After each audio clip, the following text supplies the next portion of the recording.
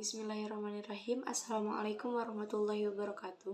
Perkenalkan, nama saya Fahira Salwajanati dari jurusan Ilmu Al-Quran dan Tafsir kelas B semester 4 dengan NIM 20083040046. Di sini saya akan mereview dua buah buku. Yang pertama yaitu buku dengan judul The History of Quranic Text karyanya Profesor Dr. M.M. Al-Azami, dan juga buku yang kedua yaitu Rekonstruksi Sejarah Al-Quran karya Taufik Adnan Amal. Baik, langsung saja. Asal-usul karakter bahasa Arab sifatnya masih spekulatif dan tidaklah mengejutkan sama sekali tatkala para orientalis membuat rekayasa teori tentang masalah ini. Hal yang sangat menyedihkan, teori mereka sangat rapuh dan tidak tahan uji. Patrick Grundler, pengarang sebuah kajian tentang perkembangan skrip bahasa Arab, menyatakan bahwa semua skrip Arab berasal dari alfabet Funisia, karena bahasa Arab tampaknya yang paling jauh terisolasi. Perubahan drastis dalam susunan spatial memberi isyarat bahwa kemungkinan skrip bahasa Nabatean atau Syriac menjadi perantara perkembangan skrip bahasa Arab. Di antara misi orientalis ada beberapa yang beranggapan bahwa umat Islam bangsa Arab tidak memiliki sistem tulisan sejak zaman kehidupan Nabi Muhammad SAW. Kata-kata Profesor Mingana menyebutkan bahwa ketololan kami tentang bahasa Arab pada awal perkembangannya sama sekali ketidaktahuan kita secara pasti apakah memiliki huruf alfabet sendiri sewaktu di Mekah ataupun di Madinah. Jika bentuk tulisan itu menjelma di dua tempat, Mekah dan Madinah, itu masih memiliki kesamaan dengan karakter Estrangelo, contohnya Syriac atau Hebrew. Kita tinggalkan Syriac, budaya lain yang dianggap telah memengaruhi tulisan Arab kuno, paleografi adalah Nabatean. Menurut Dr. Jum'a, telah kajian menyeluruh yang dilakukan oleh para ilmuwan yang memiliki otoritas membuktikan bahwa bahasa Arab telah mengambil tulisan mereka dari Nabatean. Di dalam masalah ini, dia mengutip sejumlah ilmuwan seperti Abbott dan Wilkinson dalam menganalisis sebuah tulisan tangan, mata uang, dan manuskrip Muslim yang tertua, dan dibandingkan dengan tulisan-tulisan Arab sebelum Islam. Kemudian, setelah itu membandingkannya dengan tulisan Nabatean. Abbott menyimpulkan bahwa skrip Arab yang digunakan di awal permulaan Islam adalah perkembangan tulisan Arab sebelum Islam yang secara langsung merupakan pengaruh dari perkembangan skrip Nabatean Aramaik yang muncul pada awal permulaan abad Masehi. Dibesar di Mekah sejak dini dari zaman kanak-kanaknya, Ismail, putra tertua Ibrahim, lahir dari kalangan suku Jurhum dan menikah 2 kali dari kalangan mereka.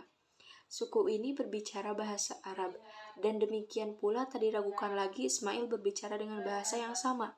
Bahasa Arab Jurhum kemungkinan kehilangan daya tarik, lalu mereka memolesnya dengan bahasa Arab Quraisy yang mendahuluinya hampir sekitar 2000 tahun.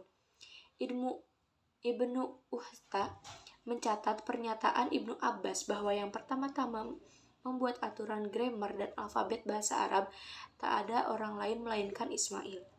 Allah kemudian menugaskan Ismail sebagai nabi dan rasul untuk mengajak umatnya menyembah Allah, mendirikan sholat, dan membayar zakat kepada orang miskin. Oleh karena itu, Allah mengutus rasul dalam bahasa kaumnya sendiri. Maka Ismail juga sudah pasti berdakwah dalam bahasa Arab.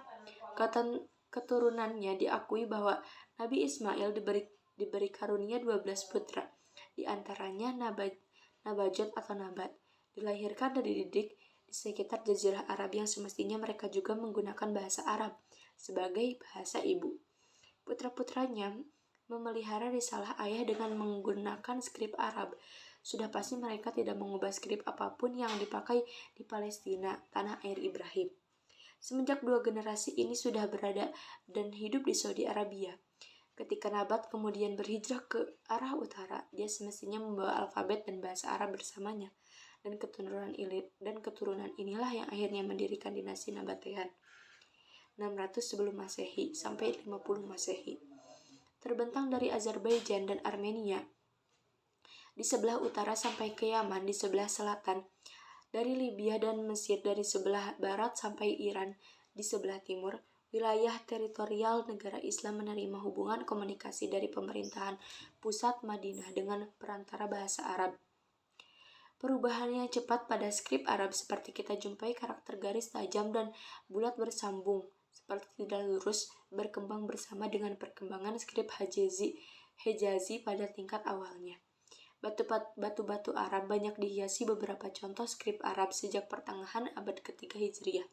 Beberapa aspek primitif bahasa Arab kuno tidak pernah menunjukkan bentuk bahasa Arab Nabatean itu sendiri, sedangkan akar sejarahnya sampai pada zaman Ibrahim dan Ismail yang ada sebelum Aramaik.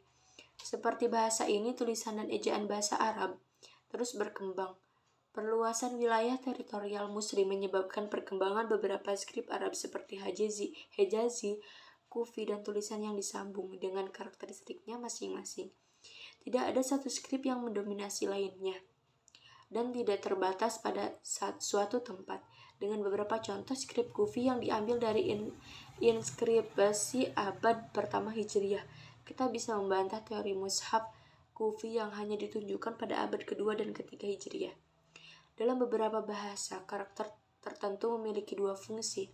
Dalam bahasa Latin, dua huruf I dan U keduanya berfungsi sebagai vokal dan konsonan, dengan fungsi konsonan I berbunyi seperti Y dalam kata yes. Dalam beberapa teks konsonan I ditulis dengan J. Dalam Latin juga huruf P jika diikuti dengan S maka berbunyi P. Contohnya abstuli. Dan itu juga sama dengan B dalam bahasa Inggris. Menarik sekali, huruf J hanya muncul baru-baru saja pada abad 16 atau 17 Masehi. Lama setelah media massa cetak ditemukan. Dalam bahasa Jerman, kita dapatkan vokal yang diubah menjadi tanda yang ada titik di atas umlaut. Contohnya A, O, U yang asal ria dieja masing-masing AE, OE, UE. Huruf B bisa berbunyi B dalam kata bal ketika permulaan atau berbunyi P dalam kata tap ketika di akhir huruf atau suku kata. Sedangkan bisa berbunyi D atau T. Huruf G bisa berubah-ubah menjadi 6 bunyi yang berbeda menurut dialek lokal. Fenomena yang sama terjadi dalam bahasa Arab. Beberapa suku menyebutkan kata hatta dengan atta dan sirot dengan sirot dan sebagainya, dan hal ini disebabkan oleh banyak perbedaan dalam bacaan yang terkenal. Sama juga huruf alif, waw yang mempunyai dua fungsi sebagai konsonan vokal sebagaimana dalam bahasa Latin. Di Madinah, Nabi Muhammad SAW mempunyai penulis yang banyak berasal dari beberapa suku dan tempat, yang sudah terbiasa dengan dialek dan ejaan yang berbeda-beda menurut adat masing-masing. Contohnya, Yahya berkata bahwa dia melihat surat yang dibacakan oleh Nabi Muhammad SAW kepada Khalid bin Sa'id bin Al-As yang membuat beberapa kejanggalan. Kana ditulis kawana dan hatta dieja hatta. Penerbit modern dengan mendasarkan naskahnya kepada ortografi mushaf Utsmani yang resmi telah menyediakan rujukan yang banyak tentang ketentuan ejaan yang berlaku pada zaman awal Islam, abad pertama Hijriah. Ini sesungguhnya adalah merupakan pilihan terbaik bagi semua penerbit di mana mereka memberikan manfaat untuk media massa cetak dan merupakan sifat pendiri modern yang telah diberi ukuran serupa. Bagaimanapun, keinginan untuk menyimpang dari ejaan mushaf Utsmani bukan hal baru lagi.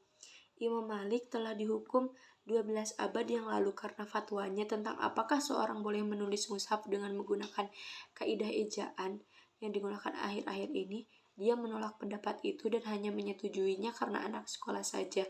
Di tempat lain juga, Al-Dani menyatakan bahwa semua ilmuwan dari sejak zaman Malik sampai zamannya sepakat dengan keyakinan yang sama.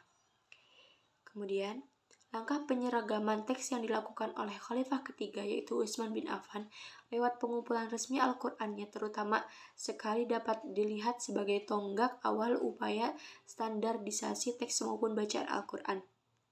Alasan utama yang berada di balik kodifikasi tersebut yakni perbedaan tradisi teks dan bacaan yang mengarah kepada perpecahan politik umat Islam. Namun, lantaran ketidaksempurnaan aksara Arab yang ketika itu digunakan untuk menyalin Al-Quran, langkah tersebut belum dapat mencapai hasil yang dihajatkan. Bentuk scriptio de factia yang digunakan untuk menyalin Al-Quran ketika itu masih membuka peluang bagi seseorang untuk membaca teks kitab suci secara beragam. Selain non-eksistensi tanda-tanda vokal, sejumlah konsonan yang berbeda dalam aksara ini dilambangkan dengan simbol-simbol yang sama. Sebagaimana telah ditunjukkan pada bagian lalu, kekeliruan pembacaan teks Al-Quran yang disalin dalam aksara semacam ini tentu saja bisa diminimalisasi atau dihindari jika seseorang mempunyai tradisi hafal Al-Quran yang kuat atau paling tidak memiliki tingkat keakraban yang tinggi terhadap teks kitab suci. Kalau tidak demikian, sangat mungkin baginya terjebak dalam kekeliruan pembacaan. Fungsi tulisan ketika itu memang hanya merupakan alat untuk memudahkan hafalan, dan hafalan sebagaimana diketahui secara umum merupakan tradisi bangsa Arab paling menonjol sejak beberapa generasi sebelumnya. Bahwa bentuk aksara primitif Arab yang digunakan untuk menyalin mushaf Utsmani telah membuka peluang untuk pembacaan teks mushaf tersebut secara beragam. Barangkali bisa dilacak pada berbagai perbedaan bacaan yang eksis dalam bacaan qiraat yang 7 ataupun berbagai bacaan non-Utsmani lainnya. Dalam rangka menjamin independensi bacaan Al-Quran sebagai suatu tradisi oral, para sarjana muslim selama berabad-abad telah melarang penyandaran diri semata-mata pada teks tertulis ketika mempelajari Al-Quran. Badar al-Din Muhammad Ibrahim Sa'ad Allah Al-Kinani Ibnu Ijama misalnya mengemukakan, merupakan kekeliruan yang menyedihkan jika Anda menjadikan halaman-halaman tertulis sebagai syekh. Bahkan penghargaan yang tinggi terhadap tradisi oral telah membuat para ulama mengembangkan metode yang sangat cermat untuk menjaga tradisi tersebut. Bagi mereka, mulut manusia laksana tempat penyimpanan hakiki ilmu pengetahuan. Para sarjana muslim ini selalu memandang transmisi lisan sebagai satu-satunya cara periwayatan yang paling sahih. Seakan-akan hanya cara ini yang bisa meniadakan kekeliruan dan kesalahan. Lebih jauh, introduksi scriptio plena pada masa belakangan ternyata tidak mengurangi munculnya tashif. Karena itu, tradisi oral mesti tetap dipertahankan secara independen dari teks tertulis, sebab hanya dengan cara semacam inilah tradisi itu dapat dipandang sebagai tradisi oral dalam pengertian yang sebenarnya. Demikian pemaparan review dari saya. Mohon maaf apabila ada kesalahan. Wassalamualaikum warahmatullahi wabarakatuh.